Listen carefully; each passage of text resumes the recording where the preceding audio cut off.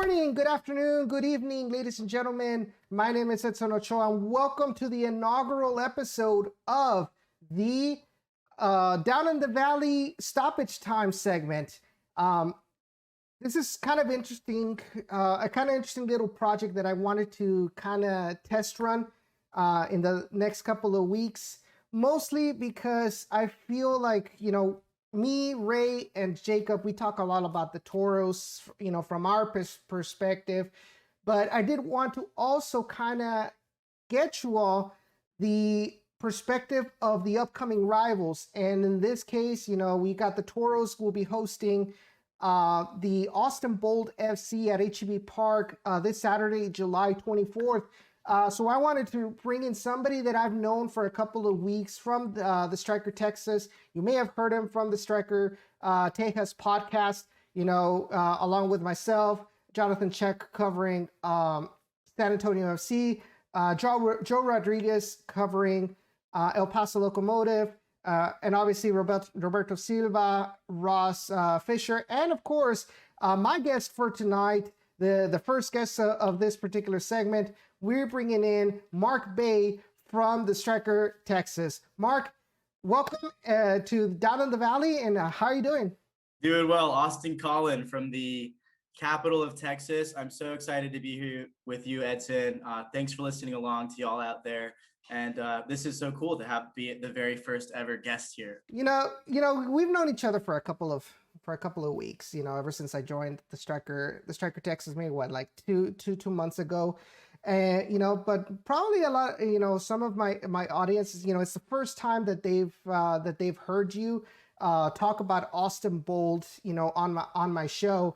But tell us a little bit about yourself. How long have you been covering Austin Bold, and usually how long you've been with Striker Texas? Yeah, for sure. So I am the Austin Bold beat reporter for the Striker Texas. It's my first year with the Striker Texas because it's the first year of the Striker Texas. Last year, I ran a blog called Kicker ATX, which was covering soccer and culture within Austin. And the only team playing at that time was Bold FC. So I got media credentials, would go to the games. The pandemic hit. And so then, there were some closed door games, but then there was a few where it was only media and coaches. So I would go, and it would be me and like Chris Bills sitting in the stadium, like 5,000 person stadium, just me and Chris Bills chilling out. For those who don't know, Chris Bills is the co-founder of the Striker Texas. He is the senior writer covering Austin FC, and we became friends. Once he had the project going, he knew that I was someone who was already familiar with Bold FC and had been covering them for a while. So he asked me if I wanted to do it, and I was like, totally, like that's awesome. So I went from a soccer blogger to now like a soccer journalist. I would say I am the world's expert on Bold FC, like excluding, Marcelo Serrano and those involved with the team. This year in Austin, there's Austin FC joined MLS, so they're getting the lion's share of coverage. And by lion's share, I mean pretty much all of it. But I still have a lot of interest in Bold FC. I think they're a great team. I think they're having a compelling season. And I enjoy covering them. And I'm excited to talk about the squad with you today.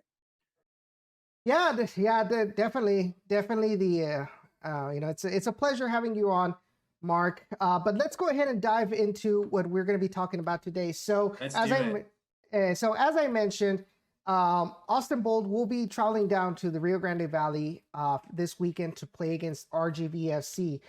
And before we kind of dive into what the matchups have been so far this season, I do want to ask you, Mark, so far, what have you seen from Austin Bold? Tell us a little bit of how their season has begun or has got. Sure. So I think at this point of the season, there's a very clear identity for Austin Bold, and that is that they're a very, very strong defensive team. Austin Bold has one of the best backlines in the USLC, in my opinion, composed of Nick Hines on the left, Fabian Garcia, a Frenchman in the center with Brazilian Gustavo Ricci, and then Amobi Okugo on the right. And then in goals, Elliott Panicco, who's 6'5". He's a monster. His strength comes from his ability to control his area. He's not necessarily the best shot stopper, but if you put a cross in, he's going to grab it. And he's just way too tall for him not to. And he's got really steady hands and good positioning. So Bold have been very, very difficult to score on.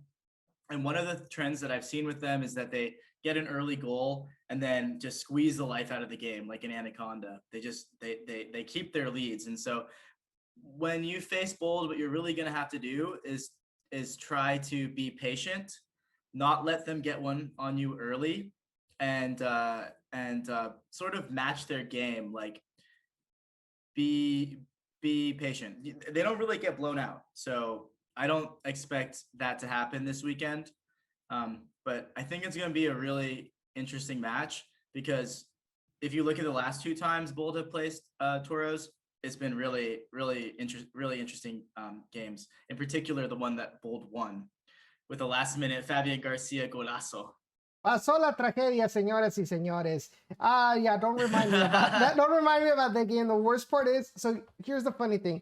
The worst part was, as soon as the referee blew the whistle for that foul, and the Bold was setting up that free kick, I knew in the back of my mind that was going to be a goal. Oh, man. You know, totally. The way that Fabian was standing over the ball, he looked like Ronaldo. He had his shorts pulled up. He had that little Ronaldo angle.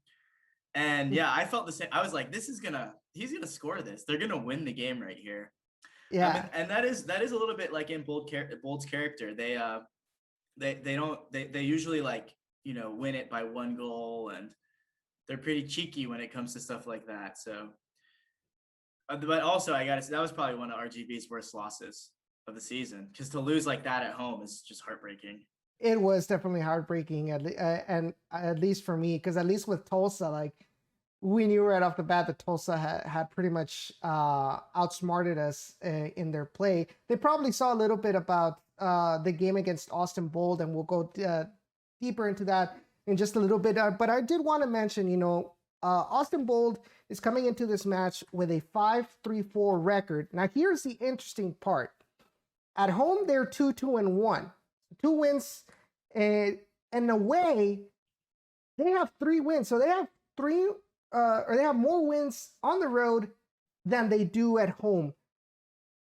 How interesting is that? Because that usually goes against the norm for American soccer, don't you think? Oh, absolutely. That's super interesting, Edson. Kudos to you for pulling that stat up, because I didn't even realize that myself. Bold are good on the road. When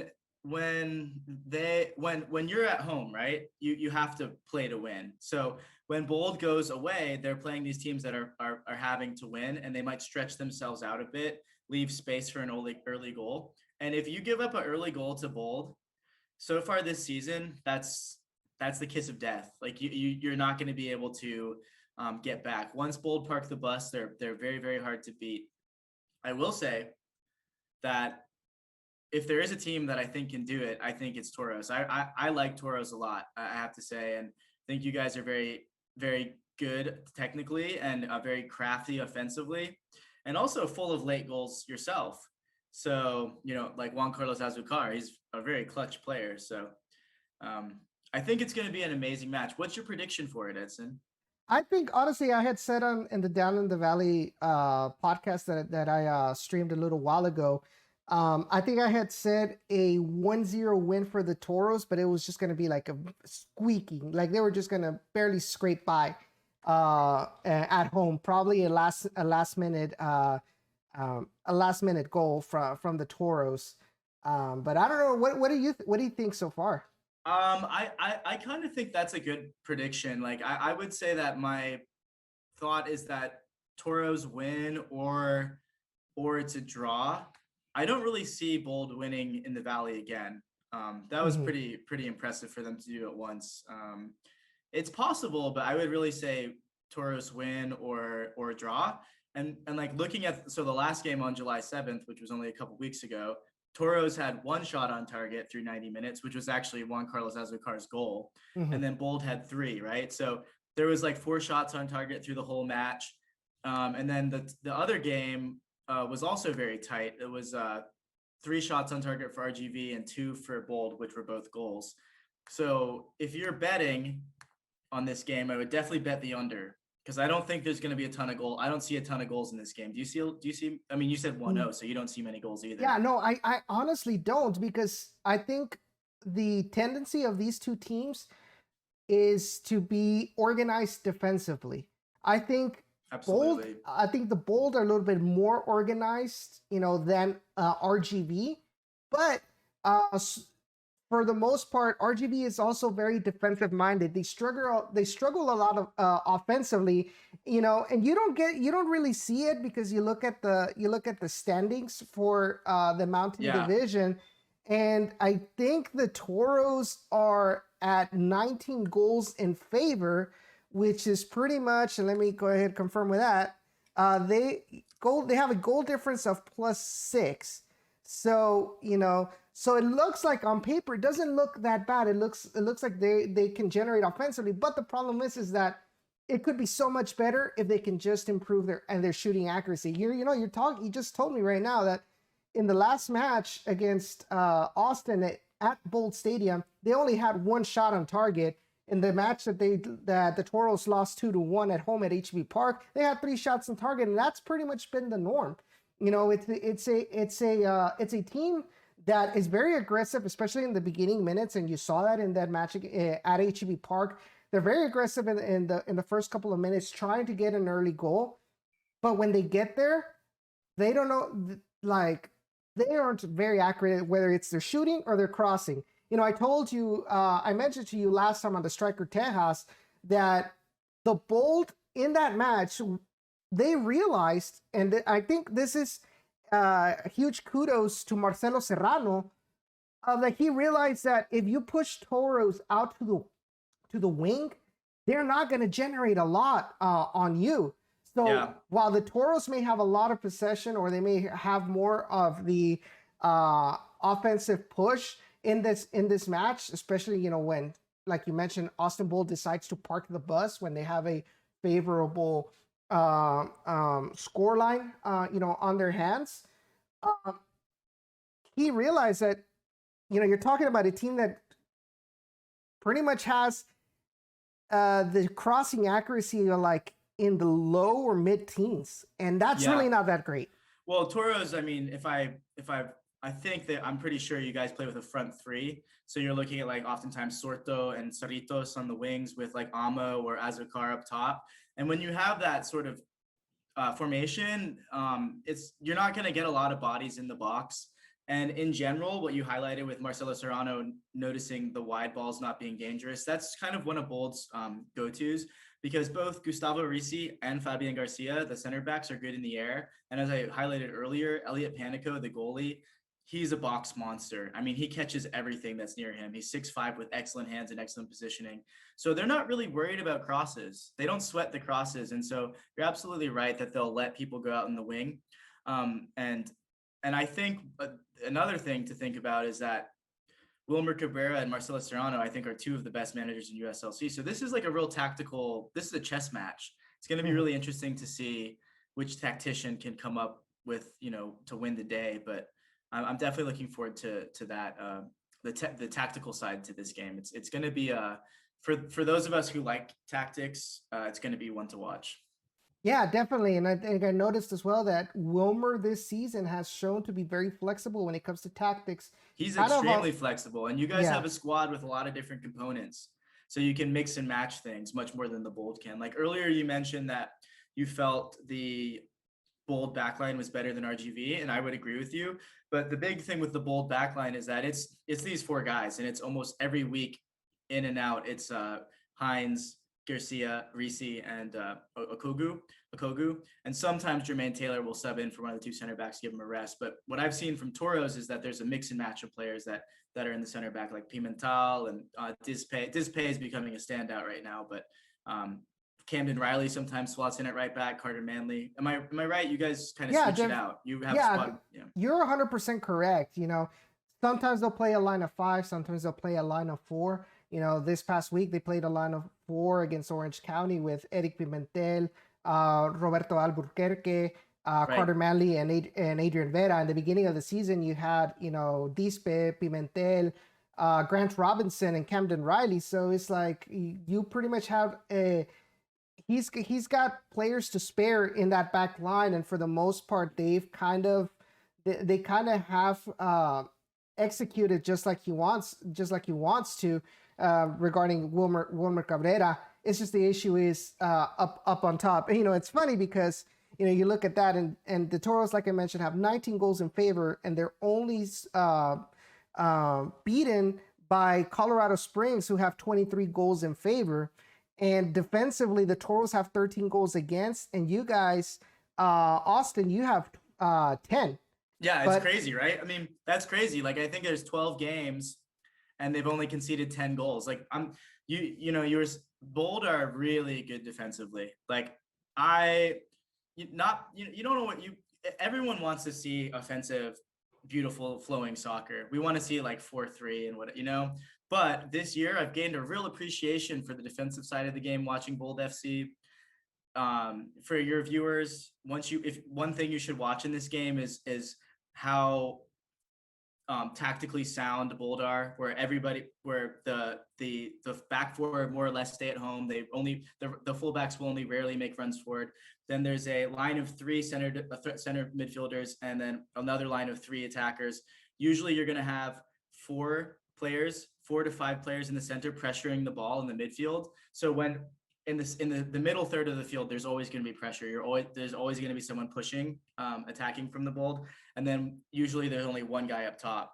Mm-hmm. So you see really beautiful team defense with a stay-at-home backline and a midfield that is working as a unit to pressure the opponents, and you don't see a lot of space when you play Bold FC. One player I'll highlight on Toros that I think is going to have a good game, or two actually, is Rodrigo Lopez and Juan Kuzan, because I think those two are two of the more composed and technical center midfielders in the league, and they can deal with the pressure. Most of the midfielders in this league cannot deal with the pressure that the Bold brings. I think those two can, and Lopez had a good game last time that Bold met, so I think if Toros are going to succeed, I would expect those two to be making passes that break the midfield press, and that's the best way to score a goal on the Bold, I'd say. You mentioned a couple of weeks ago on the Striker Tejas, you mentioned that it was either you or Roberto Silva. I mentioned that Marcelo Serrano pretty much had overhauled the offensive roster for Austin Bold this season. A lot of players were lost during the offseason. A lot of new players came in. I think the only one that I know that stayed from last season is my good friend Aldo Quintanilla, but he hasn't seen any minutes at all so far. But what can you tell us so far? How have they performed or fared with this transition period? Yeah, that's a great question, Edson. Marcelo Serrano, when I spoke to him a few weeks ago, was talking about that the lack of offensive production, because you highlighted that Bold have only conceded 10 goals, which is correct, but Bold have only scored 12. So they're averaging only 1 goal per game. It's not really enough goal production. Marcelo was saying that this was on account of all the new players in, but what I really think is that, okay, yes, the offensive unit is getting better as they get to know each other. Recently, Ates Diouf and Omar Gordon on the wings have been really productive. Ugo Akoli is looking quite productive. As the number 9, as a target man up top. So they are slowly getting a bit better. But overall, what I'm seeing is that the focus of the team is very much a defensive focus. The fullbacks don't get forward. Last year for Bold, Ish Jome and Sion McFarlane were 2 of the best attacking wingbacks in the league, and they were getting forward constantly. This year, the fullbacks don't really get forward as much. So the entire focus of this team is to get a goal and then squeeze the life out of the game. Marcelo Serrano doesn't have the budget that he did last year. The Bold are on a really pretty much shoestring budget this year. And so he realized that, I'm not going to get Kleber. I'm not going to get Andrea Lima. I'm not going to get Edson Braafheid. I'm not going to get these, even, I don't know if people remember, but Dario Conca was on the Bold for a little bit. Mm-hmm. I'm not going to get these type of guys, so I need to build a different type of team. So I don't think that it's totally like, oh, just give it some time and they're going to score 5 goals. No, I don't think there's going to be a game where they score. They might be one game where they score a bunch of goals, but it just doesn't seem very likely at this stage. And the offense is starting to gel better, but just overall, it's just not a very high-powered offense. One guy that I'll cite for criticism is Stefano Pino, who has played in all 12 games as a striker. He has 0 goals, 0 assists. So you may as well just throw me out there at this point. We do Ouch. need to we do need to start seeing more production from Stefano. And although Quintanilla, I would actually really like to see him out there, but I believe that he's been injured. He seems like he's been injured on and off this season. I think it would be a pretty good boon to the team because Aldo, like, you know, he's your homie, but he's good for some goals. Like, that guy's got heart, and he could definitely bang a few in. So I'd like to see him return it.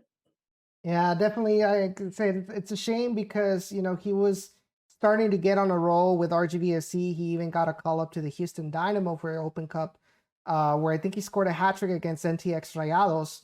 And then, you know, he goes on a season-ending injury where he has to go through surgery, and then he gets transferred over to, or he signs with the Bold, and he's really got a limited amount of minutes with them. So well, the poor guy. I mean, the poor guy just seems to have a lot of injury issues. Yeah, that'll definitely, that's definitely a hand raise for him and his development. But hopefully he recovers soon and continues to grow, because I think he had the potential to be a consistent USL striker, given the time and patience, you know, to help him grow. But also, Totally. but yeah. Quick question: Do you see any comparison between him and Juan Carlos Azocar? I actually don't, because it's different positions. Juan Carlos Azocar is a lot more technical with dribbling. He's a lot more of playing out on the wings, and Aldo Quintanilla is more of that set number 9 that can probably carry a ball, you know, from the outside of the box inside, but not necessarily a very flamboyant dribbler like Juan Carlos Azocar is.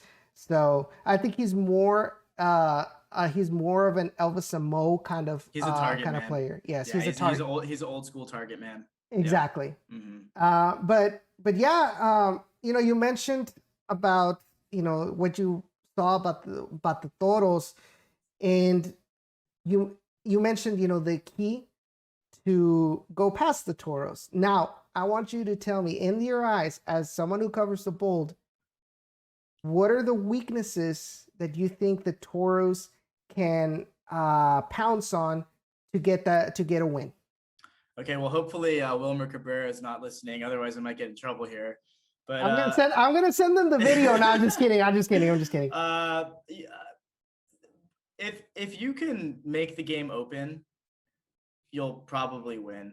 Bold are good when it's a closed game, and it's nice. It's nice for RGV because it's at HEB Park, which is a huge field, right? The playing field's really big there. Mm-hmm.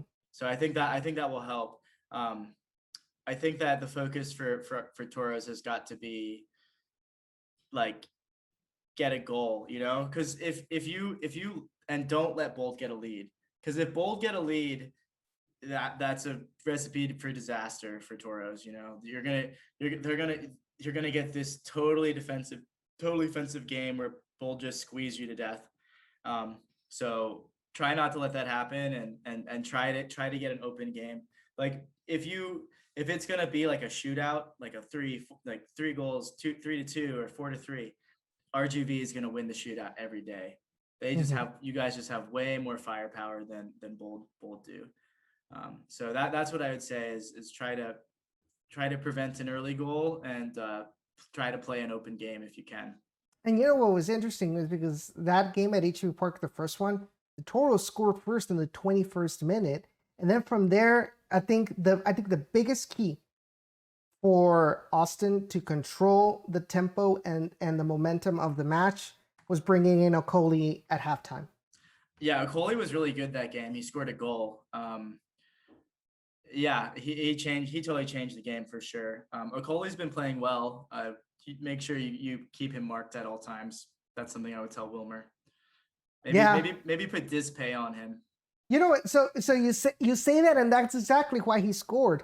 if you go back to the play of that goal, he you'll got a see lot that of space. Josue Soto was like nowhere to be found, and he was in Soto's area, and he just let him control, figure out what he wanted to do, decided to take a shot, and took the shot that went past Tyler Derrick, and then from then on it was hard, like you mentioned, because Austin were able to, and I think that Austin were content with a 1-1 draw. Oh, totally. No question about that. 100% true.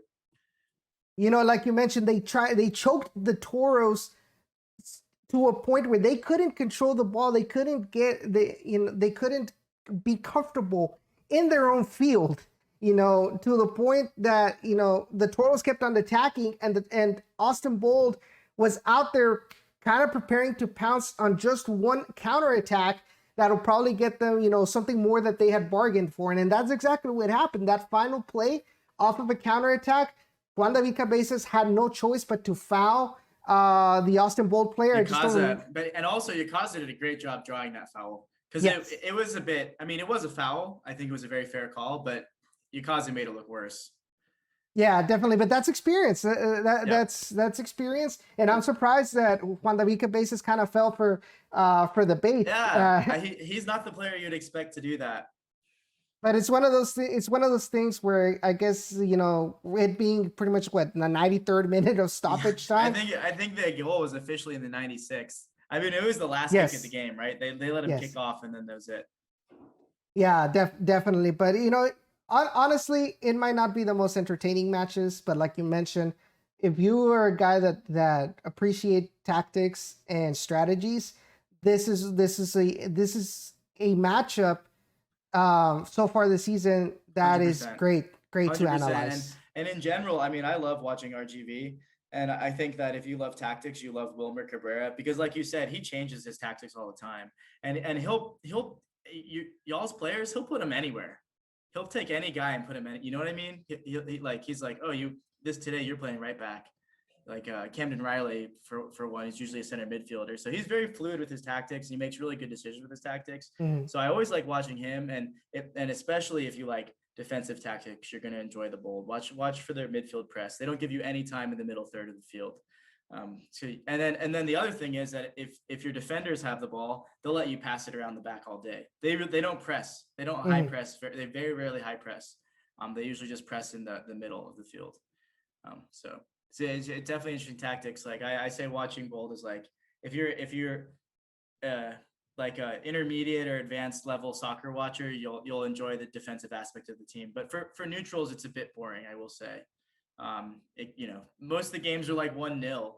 Mm-hmm. So it's not there. There hasn't really been like, I'd say the RGV game that, the 2-1 win in the Valley was one of the most exciting, just because that last minute free kick was, that's like a dream win, against a very good arch rival. Or the game after where you guys lost 2-3 to Colorado Springs Switchbacks. Oh my God, that game was crazy too. Yeah, that's that one was. They were up. The Bold were up 2-1 with the man advantage, and still ended up losing that game. I guess it was one of those games where you're probably glad that they got that over with, where they had those defensive mistakes that cost.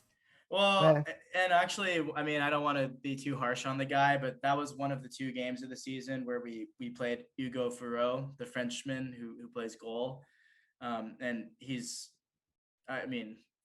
Hopefully he's not Panicco. Yeah, he's not Panicco. Let's put it that way. And he made the first 2 of the 3 goals were goalkeeper errors. So. Okay, if you don't want to say it, I think somebody from the outside can say it. And it's going to sound harsh, but I think that's the reason why he's the backup to Panicco. Oh, it's absolutely, yeah. But yeah, I'll let you say that. I didn't say it. Everyone out there, Edson said it. So as the great Jerson Echeverry once said, no comment. Yeah. Huge shout out to Jerson, man. If you're listening.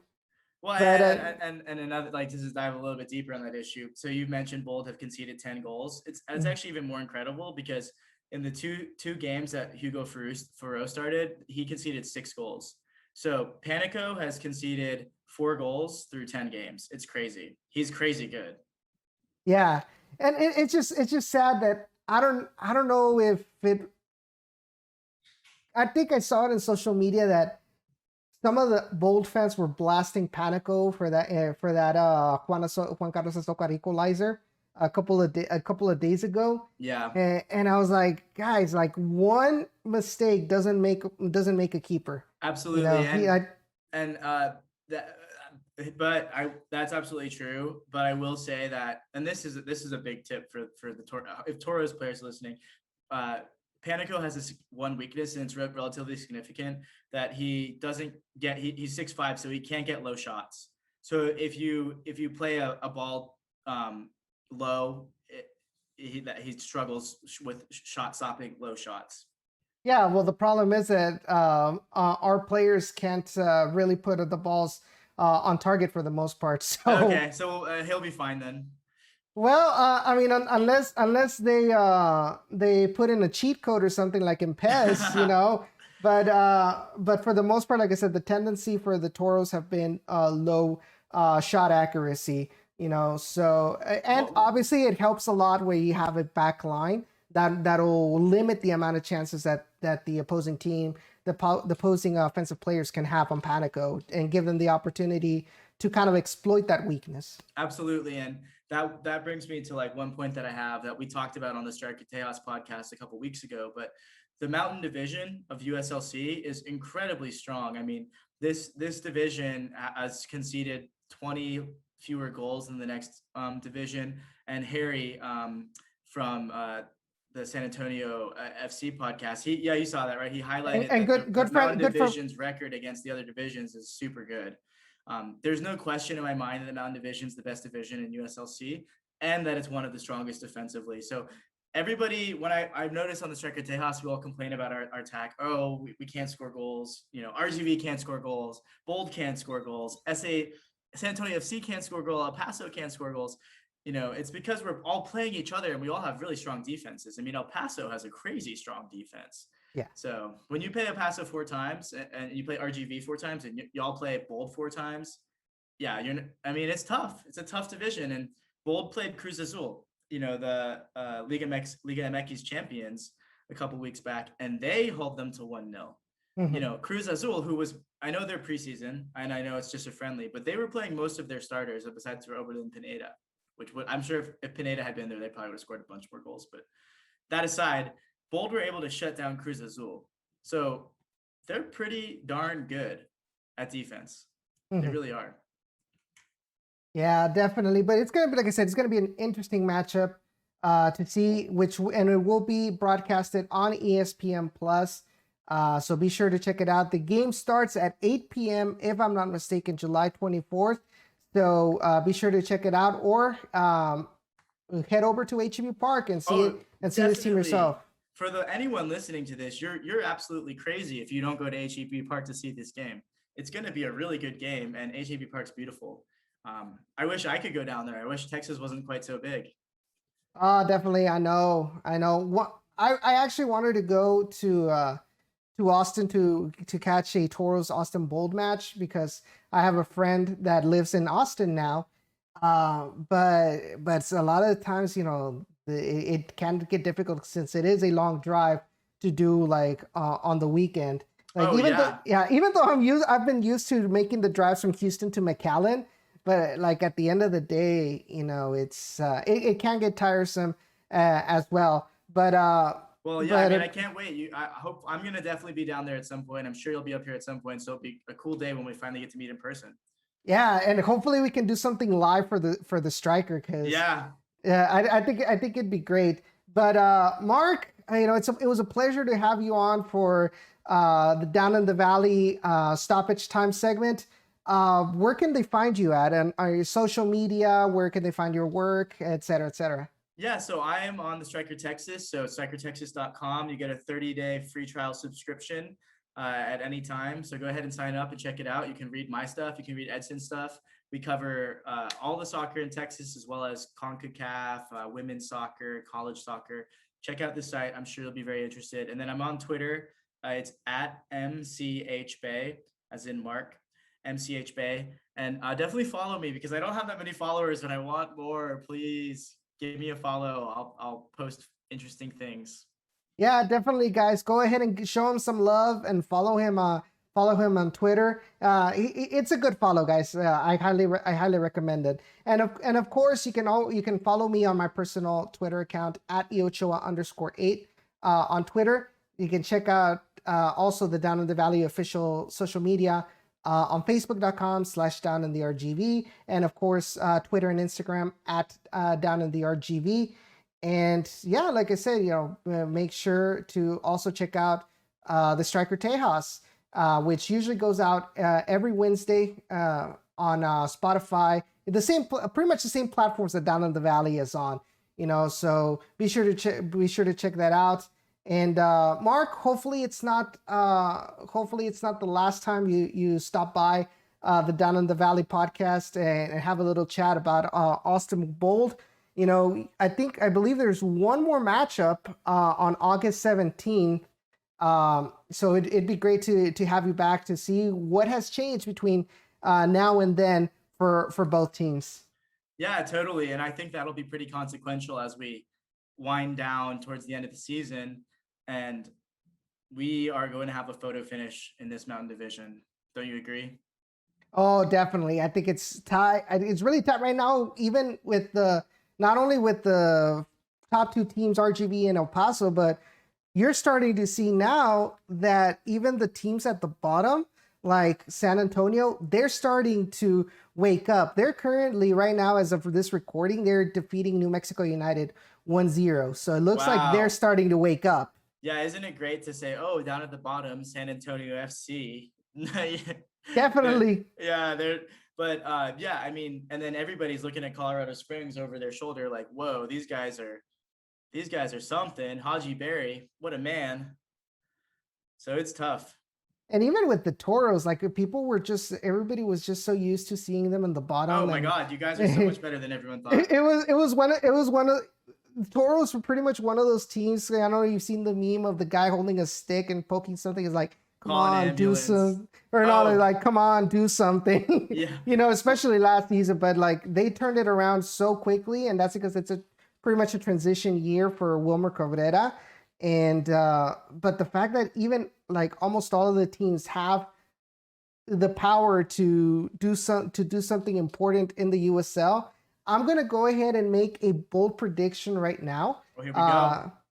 And I'm going to say that the champion for this season is gonna be from the Mountain Division. Whoa, there we go. That is my bold prediction. Okay. The USL champion for USL Championship is going to be from the Mountain Division. Whether it's El Paso, whether it's going to be maybe RGV, or maybe even, I think whoever makes it in the Mountain Division, from what we've seen so far in the regular season when they do out of division matchups, I think they have the potential to really do something and go far. Totally agreed. We're gonna have to just wait and see. Definitely. But final thoughts before we go, Mark. Final thought. I mean, just been a pleasure being here, and looking forward to any other time that you want to have a chat. I'm definitely game. Definitely, Mark. Pleasure to have you on here. And guys, everybody who is listening right now, thank you so much for listening to this inaugural DITV Stoppage Time episode. Be sure to subscribe to the YouTube channel if you haven't done so. And be safe out there, drink plenty of water, wear a mask, and of course, make sure to have some mosquito repellent. The mosquitoes right now are monsters. So be safe out there. We'll see each other next week, hopefully with some good news from this RGVFC versus Austin Bold matchup. Thank you so much. We'll see you next time. Take care.